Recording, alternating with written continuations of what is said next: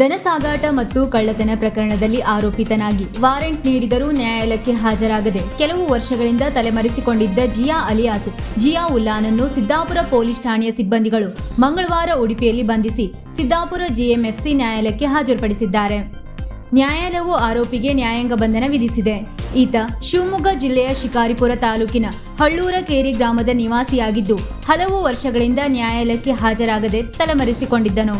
ಕಳ್ಳತನ ಪ್ರಕರಣದಲ್ಲಿ ಭಾಗಿಯಾಗಿದ್ದ ಇವನ ಮೇಲೆ ಶಿವಮೊಗ್ಗ ಜಿಲ್ಲೆಯ ತೀರ್ಥಹಳ್ಳಿ, ಸಾಗರ, ಶಿಕಾರಿಪುರ, ಸೊರಬ ಹಾಗೂ ಹಾವೇರಿ ಜಿಲ್ಲೆಯ ಹಾನಗಲ್ನಲ್ಲಿ ಪ್ರಕರಣಗಳು ದಾಖಲಾಗಿವೆ. ಉತ್ತರ ಕನ್ನಡ ಜಿಲ್ಲೆಯ ಪೊಲೀಸ್ ಅಧೀಕ್ಷಕ ದೀಪನ್ ಎಂಎನ್, ಹೆಚ್ಚುವರಿ ಪೊಲೀಸ್ ಅಧೀಕ್ಷಕ ಕೃಷ್ಣಮೂರ್ತಿ ಜಿ, ಹೆಚ್ಚುವರಿ ಪೊಲೀಸ್ ಅಧೀಕ್ಷಕ ಜಗದೀಶ್ ಎಂ, ಶಿರ್ಸಿ ಉಪವಿಭಾಗದ ಪೊಲೀಸ್ ಉಪಾಧೀಕ್ಷಕ ಗೀತಾ ಪಾಟೀಲ್, ಸಿದ್ದಾಪುರ ಪೊಲೀಸ್ ನಿರೀಕ್ಷಕ ಜೆಬಿ ಸೀತಾರಾಮ್ ಅವರ ಮಾರ್ಗದರ್ಶನದಲ್ಲಿ ನಡೆಸಲಾಯಿತು. ಸಿದ್ದಾಪುರ ಪೊಲೀಸ್ ಠಾಣೆಯ ಪಿಎಸ್ಐ ಶಾಂತಿನಾಥ್ ಪಾಸಾನೆ, ಸಿಬ್ಬಂದಿಗಳಾದ ಚೇತನ್ ಕುಮಾರ್ ಹಲಗೇರಿ, ಸಂತೋಷ್ ನಾಯ್ಕ್ ಮತ್ತು ಗಿರಿಶಯ್ಯ ಎಂಎಸ್ ಈ ಕಾರ್ಯಾಚರಣೆಯಲ್ಲಿ ಭಾಗಿಯಾಗಿದ್ದರು.